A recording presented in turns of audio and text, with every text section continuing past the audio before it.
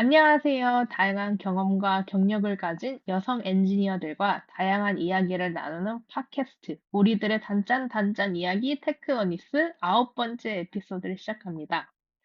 이번 에피소드는 연말 회고 특집으로 준비해 봤는데요. 테크어니스 첫 에피소드에서 나오셨던 그리고 유럽 썸업에서 시니어 백엔드 엔지니어로 근무하고 계신 도현님을 모셨습니다. 반갑습니다, 도현님. 안녕하세요. 다시 초대해 주셔서 감사합니다. 제가 너무 영광입니다. 다시 초대할 수 있어서. 저희 첫 녹음이 이번 연도 2월 아니었나요? 그죠? 네, 그 정도 됐던 것 같아요. 겨울이었는데 그때. 아, 맞아요. 도현님, 독일에서 연말 잘 보내고 계신가요? 네, 저는 사실 거의 처음으로 독일에서 연말을 맞는 것 같아요. 어, 왜냐면은 첫 해에는 벨기에 여행을 갔었었고, 연말에. 음. 두 번째 해에는 한국에 있었었는데, 이번에는 좀 조용히 한번 보내보자 하고, 한국 다녀온 지도 얼마 안 됐고, 그래서 독일에서 처음 쓰는데 생각보다 너무 조용해서 좀 놀랐어요. 크리스마스 당일에 이제 나갔는데 길에 사람이 한 명도 없는 거예요. 그래서 이건 뭐지? 했어요. 독일에서는 크리스마스가 명절이다 보니까 가족하고 집에서 보내고 막 상점도 많이 닫고 그런 것들이 좀 신기하긴 하더라고요. 맞아요. 사실 그 크리스마스 전까지는 막 난리가 아니잖아요. 막 마켓 열리고 가게 막 엄청 영업 잘 되고 그 뭔가 페스티브한 분위기가 있는데 갑자기 막상 당일 되니까 엄청 조용해져서 좀 신기했어요. 저는 독일로 이제 이주를 하고 나서 그 매번 겨울을 베를린에서 보냈었던 것 같거든요. 매번 연말을. 작년도 그렇고, 재작년도 그렇고. 근데 이번 연도는 제가 한국에서 보내고 있는데, 막 연말 같은 느낌이 잘 안 나는 것 같아요, 저한테. 저는 한국에 있었을 때는 연말 느낌을 회사에서 많이 느꼈던 것 같아요. 회사에서 이제 아, 이유 없이 나가서 밥 먹자고 동료들이랑 이제 밖에서 술 마시고 오래 있었던 일 간단하게 회고 아닌 회고하고 음. 그러면서 연말을 많이 느꼈던 것 같아요. 여기는 독일과 반대로, 아니면 연말 됐을 때, 어디 가나 사람이 진짜 많더라고요. 그래서 음, 특히 서울이 제일 많겠죠. 막 돌아다니면은 사람 많아가지고, 원 없이 사람 구경을 하는 것 같아요. 또 그것도 베를린에 비해서. 네. 좀 그리워요, 사실. 그 한국에 막 사람들 붐비고 막그 연말 되면은 다들 기분이 좋아 보이고 그러니까. 뭐 조금 들떠 있긴 하죠. 사람들 맞아요, 뭔가 진짜. 연말에, 맞아요. 좀 워낙 서울이나 뭐 다른 지방에 있는 도시도 그렇지만, 그 쇼핑몰들이 그러니까 공격적인 연말 마케팅을 하다 보니까 그 화려한 크리스마스 데코레이션을 좀 볼 수 있다는 게 약간 독일하고는 조금 차이점이 아닐까 싶어요. 약간 그러니까 음. 자본주의 연말 느낌? 맞아요. 그 여의도에 있는 백화점 이름이 생각이 안 나는데 그 새로 열린 백화점에 크리스마스 마켓 엄청 크게 하고 그러잖아요, 실내에. 맞아요. 저는 그것도 진짜 좀 그립더라고요, 막. 아, 그렇구나. 저는 약간 개인적으로 반대로 한국에 있다 보니까 독일 크리스마스 마켓이 좀 그리웠어요. 음, 도현님, 이제 독일에서 생활하신 지 어느 정도 되셨죠? 이제 2년 반 정도 된 것 같아요. 이제 독일에서 2년 반 정도 이제 사시게 되시면서 다양한 측면들을 뭔가 느끼셨을 거고, 뭐 생활도 그렇고, 날씨도 그렇고, 언어도 그렇고, 뭐 기타 등등 많은 것들 느끼셨을 텐데, 이제 언어 관련해서 한 가지 이야기 나누고 싶었던 게, 음, 어, 보통 엔지니어로서 독일에서 일을 하게 되면 대부분의 엔지니어로서 일하는 그 한국 분들이, 다는 아니겠지만, 근무지에서 영어로 일을 하고, 그리고 예를 들면 뭐 슈퍼마켓을 가거나 카페를 가거나 레스토랑 가면은 독일어로 커뮤니케이션을 해야 하는 상황이 있는 것 같아요. 도현님이 느끼셨을 때 막 이렇게 뭔가 여러 가지 언어로 이제 의사소통하고 살아가는 거에 대해서 어떠셨는지 궁금해요. 저는 일단 영어로 일을 하고, 생활할 때는 정말 약간의 독일어를 쓰고, 이제 나머지 조금이라도 복잡한 커뮤니케이션이 있으면 영어를 바로 쓰는데, 어, 사실 요즘에 좀 가장 많이 하는 생각은 독일 땅에 와서 나 영어를 하는 게 너무 당연하지가 않다. 이런 생각을 진짜 많이 하고, 그리고 그, 뭐랄까, 한국이랑 다르게 유럽 사람들은 그 사람들끼리 서로 눈을 마주치고 짧게라도 이렇게, 아, 나 너가 있는 걸 알고 있다. 그런 어떤 인지를 하는 게 되게 중요한 것 같더라고요. 그러니까 한국은 특히 저는 서울에서 살았으니까 되게 붐비고 사람들끼리 자기 공간이 존중이 좀 잘 안 되잖아요. 사람이 워낙 많은 도시니까. 근데 이제 적어도 제가 이제 베를린 살면서는 그 서울만큼 붐비진 않고 그러니까 사람들이 그냥 자연스럽게 거리감이 생기고 그러니까 오히려 반대로 아, 나 너가 여기 있는 거 알고 있다.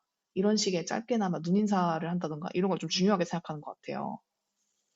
근데 이제 예를 들어서 제가 강아지를 산책시키고 있었는데 어제 같은 경우는 그 이제 강아지가 아기가 넘어지니까 걱정이 돼서 이제 강아지가 애기한테 간 거예요.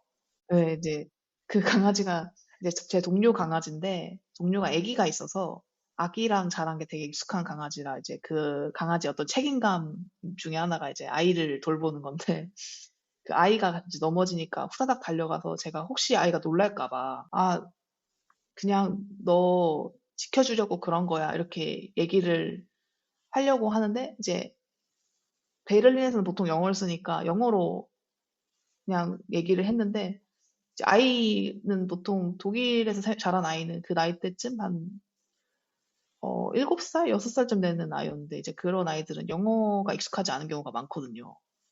그래서 아, 이때 내가 독일어로 얘기를 해줬으면은 좋았을 텐데. 네, 그런 아쉬운 순간들이 되게 알게 모르게 있어요. 그냥 좀 더 양질의 커뮤니케이션을 할 수 있었는데 내가 영어를 하면서 그 놓치는 것들 그런 것들이 있어서 어, 그렇다고 해서 또 제가 회사에서 영어를 한다고 해서 굉장히 그러니까 뭔가 그 영어로 커뮤니케이션 할 때도 되게 높은 수준의 어떤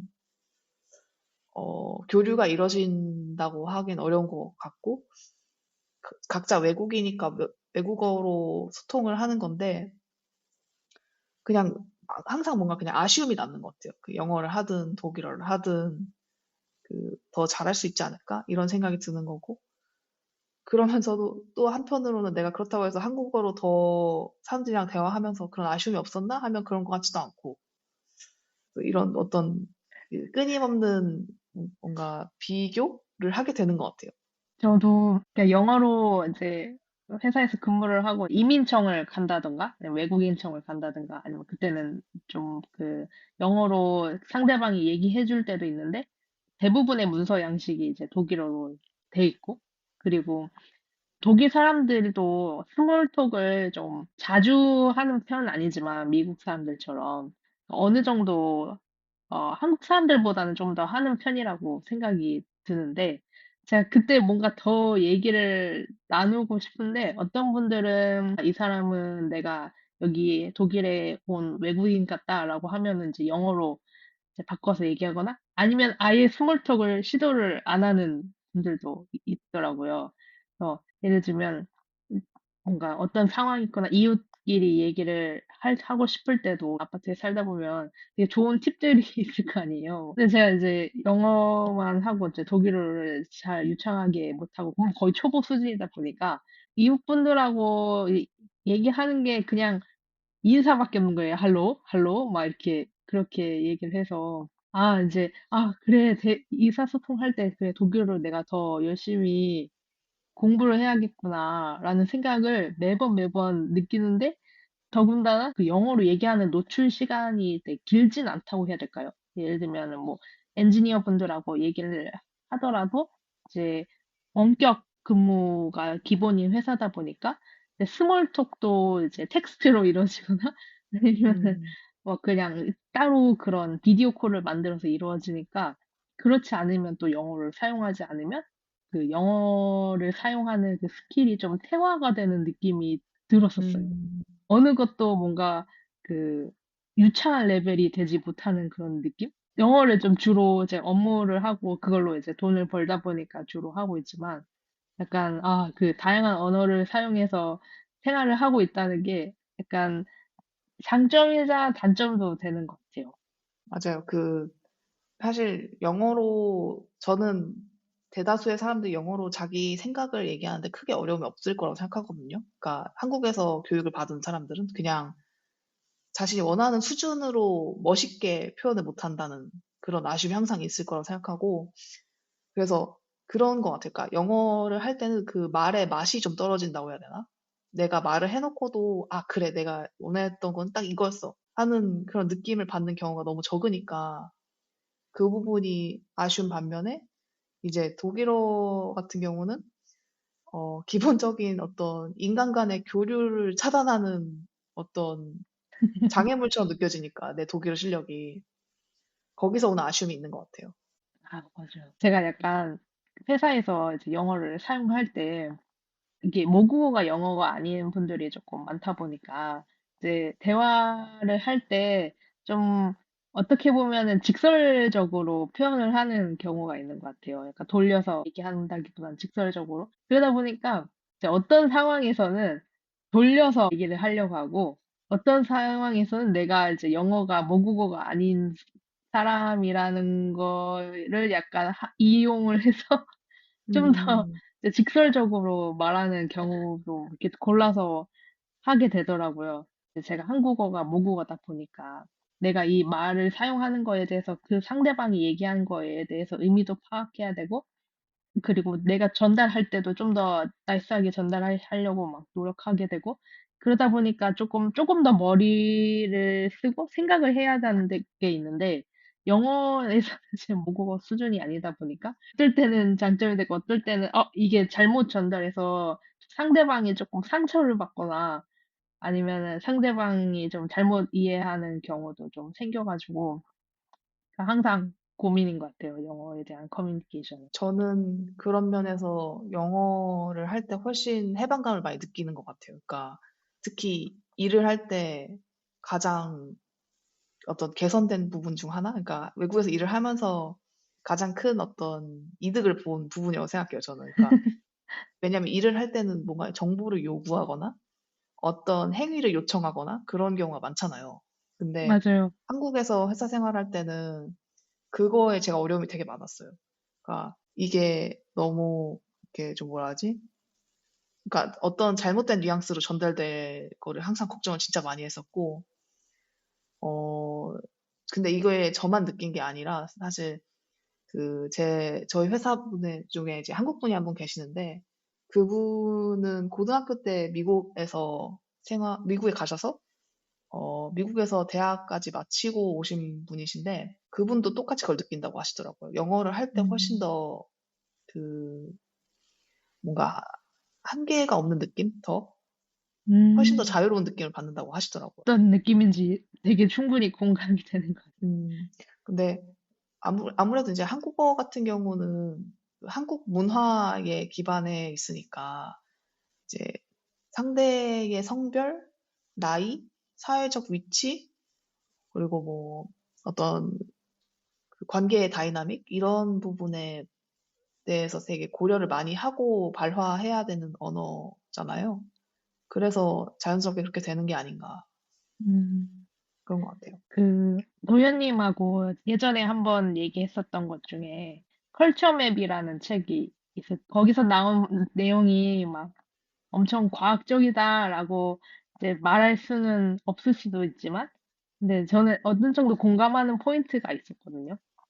영국 분하고 얘기를 할 때는 영국 사람이 이게 오케이, 괜찮다고 해도 사실 괜찮은 게 아니고, 그리고 뭐, 예를 들면, 뭐 그런 것도 있었어요. 뭐, 내가 차 마시고 가라는 게, 그게 집에 가라는 뜻이라고 들었던 것 같아요. 그래요? 저는 그거 일본 교토 사람들이 그렇게 얘기한다라고 막 맞아요. 인터넷에서 밈으로 돌아다닌 거 많이 기억해요. 이것도 사람마다 또 개개인마다 달라서 이제 이렇게 일반화 할 수는 없지만 오차츠케 먹을래? 라고 하면은 집에 가라는 뜻인데 이제 영국에서도 약간 그 차 마시고 차 한 번 더 끓일까 막 그렇게 하면은 집에 가라는 거라더라고요.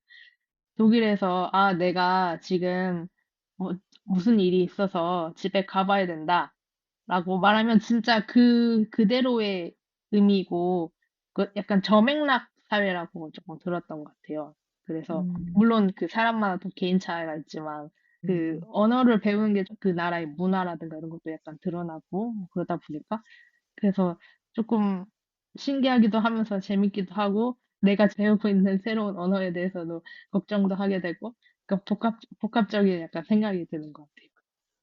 저는 도연님이 그 언어를 되게 빠르게 습득하시고 잘하신다고 저는 생각이 들거든요. 아, 네. 전혀 그렇지 않지만, 그 도연님이 공유해 주셨던 걸 바탕으로 불어도 배우신다고 들었던 것 같아요. 맞아요. 요즘 취미로 프랑스어 네. 공부하고 있어요. 그거 되게 멋있는데 그 언어가 도대체 몇 개인가요?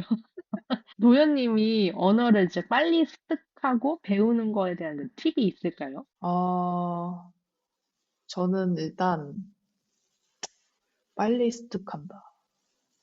예, 좀 정말 고리타분한 얘기지만, 저는 그 빨리 배우는 법은 없다고 생각해요. 빨리 배우는 법 없다고 생각하고, 어, 그냥 정말 언어는 정직하게 투입한 시간만큼 결과가 나온다고 저는 생각하거든요. 근데 그게 그 시간만큼 그 투입이 별로 많지 않은데 잘하시는 분들은 좀 재능 있는 분들인 것 같고 제 생각엔 맞아요. 뭔가 더 좋은 방법이 없을까 생각을 해보면 좋아하는 수밖에 없는 것 같아요. 그 언어를. 그러니까 제가 독일어를 너무 힘들게 공부했거든요. 생각해보면 독일어 공부를 시간적으로는 되게 많이 쓴 것 같아요. 그러니까 시간을 되게 많이 들여서 독일어를 공부를 했는데 실력으로 따지면은 제가 생각한 만큼 그렇게 늘지 않았다고 느끼거든요. 왜 그러냐면 제가 일단 독일어 콘텐츠를 소비하는 게 없고 독일어를 사용할 만한 기회가 베를린에 사니까 그것도 별로 없고 근데 반대로 제가 영어 같은 경우는 영어를 되게 좋아했어요. 어릴 때부터도 영어로 뭐 보는 거 좋아하고 그러니까 영어 공부하는 것 자체가 재밌었고 그런 의미에서 제가 사실 독일어도 공부를 해야 되는데 지금 프랑스어를 하고 있는 이유가 그 어학을 하고 싶은데 독일어는 도저히 하고 싶다는 생각이 안 드는 거예요, 제가 취미로. 네. 근데 프랑스어는 제가 옛날에 잠깐 혼자 공부했던 기억도 있고 그거를 계속 하고 싶더라고요. 그냥 뭔가 이유를 찾으려면은 많은데 제일 처음에 떠오르는 건 그냥 하고 싶다는 거였던 것 같아요. 그래서 어, 제가 그래서 지금 아무 이유 없이 막 시험을 봐야 되는 상황도 아닌데 프랑스어 기초책을 지금 한 달 반 정도 만에 끝냈거든요. 그러니까 결과적으로는 제가 스스로 그걸 공부하는 게 고통스럽지 않은데 시간을 많이 들여서 하게 되니까 그걸 하고 싶지 않은 사람보다는 언어가 빨리 늘지 않을까요? 음, 그래서 좀 답답한 소리처럼 들릴 수도 있겠지만은 그거를 하고 싶은 상태를 만드는 게 좀 중요한 것 같아요.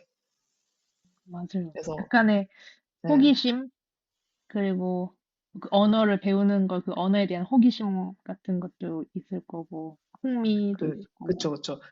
제가 추천하는 방법은 그래서 유인을 만드는 거를 좀 추천하는 것 같아요. 저 같은 경우는 예를 들어서 독일어는 어떻게 공부했냐면 제가 그냥 이제 영주권을 준비하려면은 그 블루카드 소지자는 21개월 동안 월급을 받고 독일에서 독일어 B1 레벨의 실력을 가지면 영주권이 나와요. 근데 보통은 30개월만 있으면 A1 정도면은 영주권이 나오거든요. 그러니까 A1은 어떤 분들은 뭐 하루 이틀만 공부해서도 딸 수 있는 레벨이다 하시는데 저 같은 경우는 이제 그 시험비가 너무 비싸잖아요.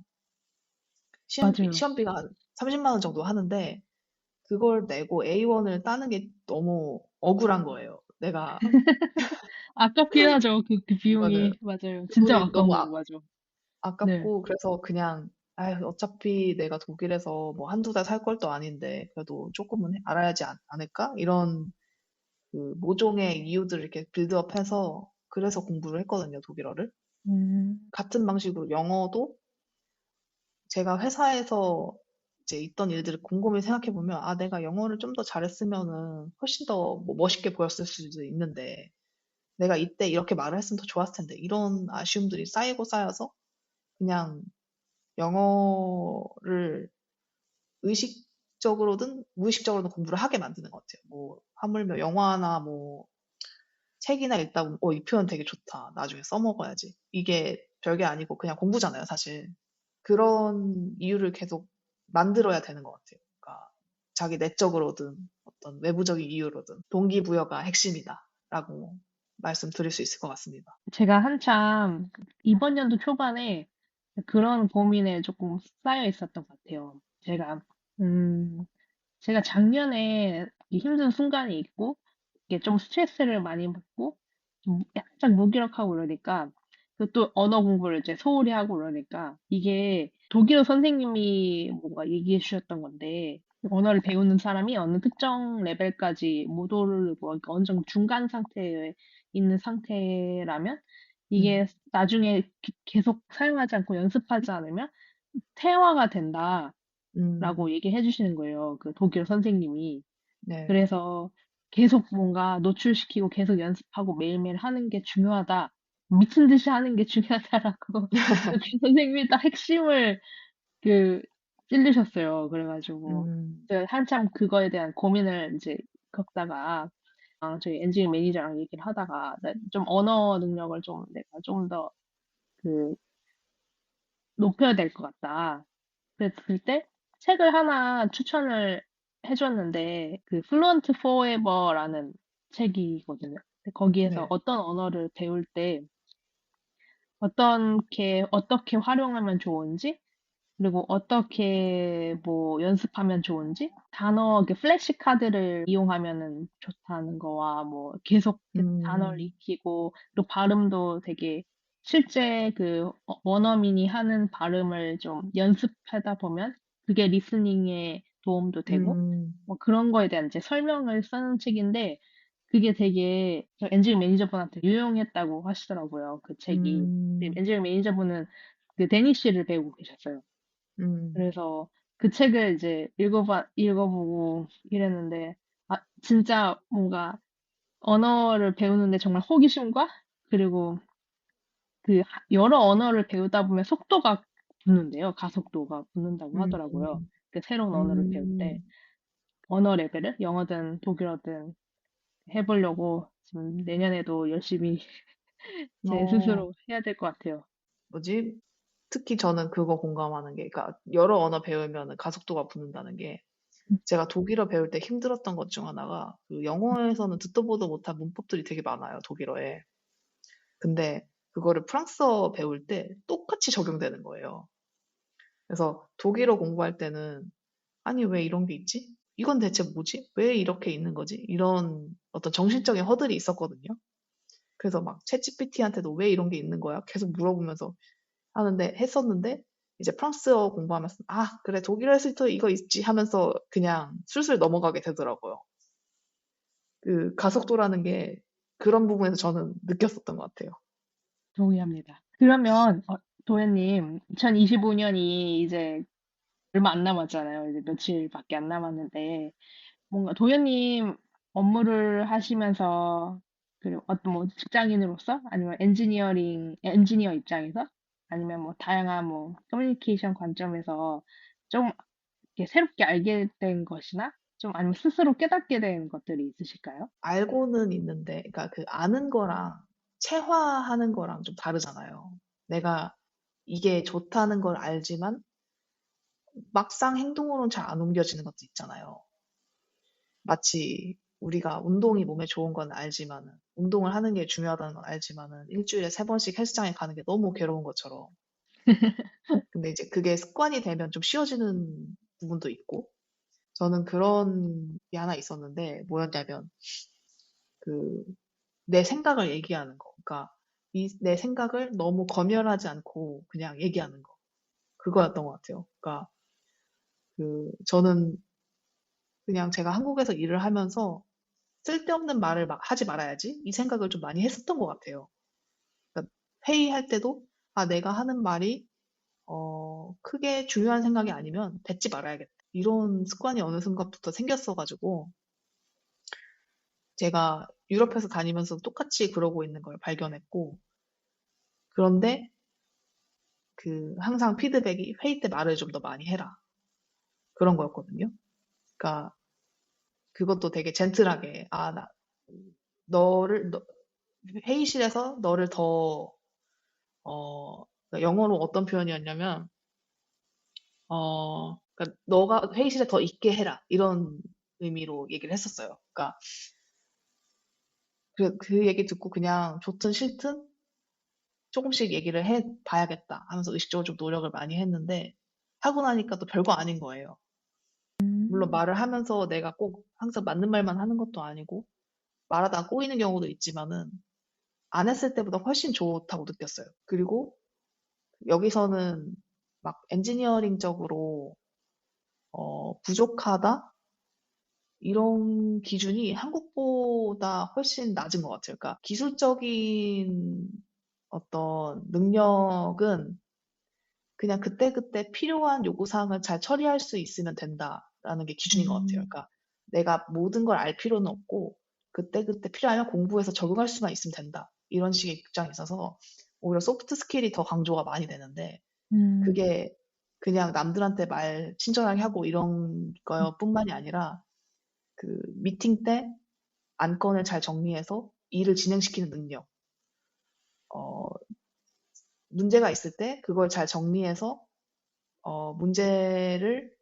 그러니까 문제를 잘 정의하고 그걸 해결해 나갈 수 있게 가이드라인을 잡아주는 거. 이런 되게 복합적인 부분들이 많아서 제가 만약에 회의실에 그렇게 말을 안 하고 앉아 있으면은 제가 아무리 능력이 있다고 해서 보여줄 수가 없잖아요. 그렇죠, 맞아요. 그래서 그런 부분에서 저는 좀 올해 생각이 많이 바뀐 것 같고 아직도 좀 실천 중이에요. 한 가지 궁금한 게, 도현님 혹시 막 그런 부분을 스스로 임프로브 하기 위해서 뭔가 찾아보셨던 뭐 아티클이나 아니면 책이나 아니면 뭐 유튜브 영상이나 뭐 그런 것들이 있을까요?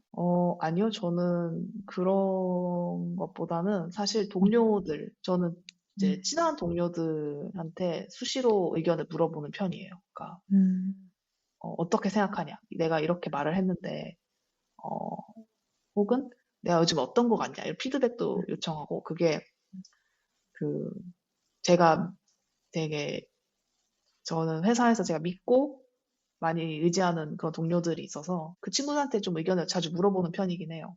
그 동료분들한테 피드백 바로바로 얻을 수 있어서 되게 좋은 것 같아요. 맞아요. 맞아요. 음. 그게 제일 저는 어떻게 보면 과잉주의자잖아요, 저한테. 제가 맞아요, 어떻게 그렇죠. 하는지도 가장 가까이서 보고 본인들의 노하우도 알려줄 수 있는 사람들이니까 굉장히 도움을 많이 받고 있는 것 같아요. 그게 심리적인 부분에서 좋은 점이 훨씬 되게 많은 것 같아요. 왜냐하면은 그 친구들이 또 어쨌든 저한테 애정을 담아서 조언을 해주는 친구들이기 때문에 음, 훨씬 제가 받아들이기도 쉽고 믿을 수 있어요. 그런 말들을. 음, 저도. 그, 배울 때는 저는 안정감이 제일 중요하다고 생각하거든요. 심리적인. 그런 것들이 다 배우는 재미를 만드는 것 같기도 하고, 그래서 좋은 것 같아요. 저 같은 경우에는 2025년 초에 어, 그 어떻게 하면 좋을지 조금 스스로가 사실 고민이 많았었던 것 같아요. 이제 회사에서 이제 만 5년 거의 다 돼가고 있고, 그리고 뭔가를 좀 호기심을 갖고 더 새로운 걸 좀 배웠으면 좋겠고, 이랬는데, 그런 거에 대해서 이제 엔지니어링 매니저한테 좀 털어놨더니, 엔지니어링 매니저분이 정말 적극적으로 도와주시는 거예요. 저의 호기심을 끌어올리고, 제가 좀 더 도전적인 프로젝트를 할 수 있도록 도와주시고, 그래서 엔지니어링 매니저분이 추천해주신 데이터베이스 강의 같은 거를 이제 처음에 그냥 아무 생각 없이 이제 듣고, 그리고 회사에서 이제 그렇게 강의 들으면 지원되는 것들 있잖아요. 강의 지원되는 비용 같은 거. 그런 거 꼭 음, 적극적으로 사용을 했으면 좋겠다고 이제 얘기를 해주시면서 추천해주신 강의 같은 거 들어보면서 근데 음, 처음에 이제 듣기 시작하다 보니까 조금 이게 조금 계속 하다 보니까 좀 재미를 느끼게 되더라고요. 이 부분에 대해서. 음, 내가 몰랐던 거에 대한 것도 알게 되고, 뭔가 새롭게 회사의 업무에도 이제 적용해 볼 수도 있을 것 같고, 막 약간 이런 것들도 생기면서 지루해하거나 이러면은 좀 중간중간에 피드백 주시고, 일주일에 한 번씩 원어원을 할 때도 그 1대1 미팅이라는 게 단순히 그냥 딱딱하고 뭔가 업무적인 얘기만 하는 게 아니라, 그러니까 캐주얼한 얘기도 막 나누다 보니까, 사실 저는 약간 원격 근무를 이제 5년 정도 하다 보니까, 사실 네. 좀 고립감을 느꼈었거든요. 아, 그쵸, 그쵸. 왜냐면은 회사의 오피스에 가도 이제 사람들이 이제 거의 다 이렇게 집에서 일을 하고 오피스에 안 나오고, 그리고 음, 또, 대부분의 사람들은 유럽에나 그 아시아 서울 쪽에 좀 퍼져서 살다 보니까, 이제 제가 거길 직접 가서 컨택을 해야 이제 만날 수 있는 사람들인 거예요. 그러니까 음, 1년에 회사 이벤트가 아니면. 그래서 고립감을 이제 상당히 느끼고 있었는데, 이제 엔지니어링 매니저의 그런, 그 피드백과 관심과 그 스스로 뭔가 이렇게 회복해 나가는데 이제 도움을 주는 걸 보면서 어 그 다양한 책도 막 추천해 주시고 막 예를 들면은 뭐 일을 엔지니어에서 일을 하다 보면은 어떻게 보면은 우리는 고용돼서 일을 하는 거고 이제 내가 원하는 거 내가 배우고 싶은 거를 일을 하면서 배울 때도 있고 안 배울 때도 있잖아요. 그때 나는 어떤 걸 해야 되는지에 대한 피드백도 막 주시더라고요. 뭔가 음, 개발자 모드 A가 있으면 개발자 모드 B로서 이제 내 자유 시간을 쓰면서 이렇게 해봐라라는 이제 책도 음, 공유해 주시고 그리고 그러면서 이제 뭔가 우리가 고용돼서 할 수 있는 건 한계가 있다 보니까 너를 위해서 쓰는 시간도 되게 중요하다라는 걸 좀 많이 강조해 주시더라고요. 그래서 그 엔젤 매니저분이 뭐 자기가 하고 있는 사이드 프로젝트도 뭐 얘기해 주시고 이런 것들 이렇게 얘기하다 보니까 그래 나도 직장인이고 나는 여기서 돈도 벌어야 되고 막 그러니까 내가 어떻게 내 시간을 써야 되는지 좀 스스로 생각해보고 어 회사로 다니면서 받는 그런 스트레스를 너무 내 개인 시간까지 끌어와서 이렇게 소가리를 하지 않으려고 노력하고 훈련했었던 한 해였던 것 같아요. 그, 소은님한테 엔지니어링 매니저분이 되게 많은 도움이 되셨나 보다. 네, 진짜 저는 항상 감사드리는 분이죠. 되게 제가 뭔가 꾸준하게 팀에서 이제 있을 수 있는 이제 좀 버팀목 같은 존재이신 것 같아요. 성향도 잘 맞는 것 같아요, 두 분이. 맞아요. 진짜 좋은 상사를 만나고 좀 성격이나 기질이 좀 잘 맞는 맞아요. 그거 엔지니어 중요해요. 매니저 맞는 거 중요한 것 같아요. 도현님 앞으로 이제 2026년이 이제 며칠밖에 안 남았는데 도현님 2026년에 하고 싶으신 것들이 있을까요? 어, 저는 일단 일적으로는 좀 환경을 바꾸고 싶어요. 제가 하고 있는 음, 프로젝트를 바꾸든가, 아니면 사람들이 나한테 갖는 기대치를 바꾸든가, 뭐, 그 두 개가 잘 안 되면은 회사를 바꾸든가, 음, 뭔가 이제 많이 안정이 된 것 같아서 좀 도전을 하고 음, 싶어요, 일적으로. 그리고 개인적으로는 제가 이제 테니스를 치고 있는데 아직도 초급반이거든요. 음, 그래서 이제는 좀, 연습을 더 많이 해서 중급반 정도 가고 싶어요. 오, 그리고 멋있어요.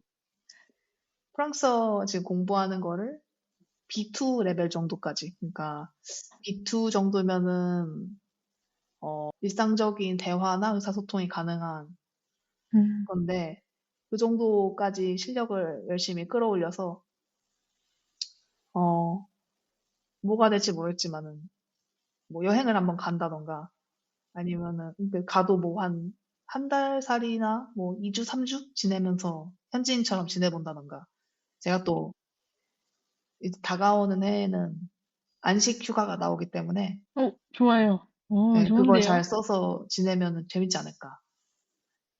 그런 생각을 하고 있습니다. 소은님은 어떠세요?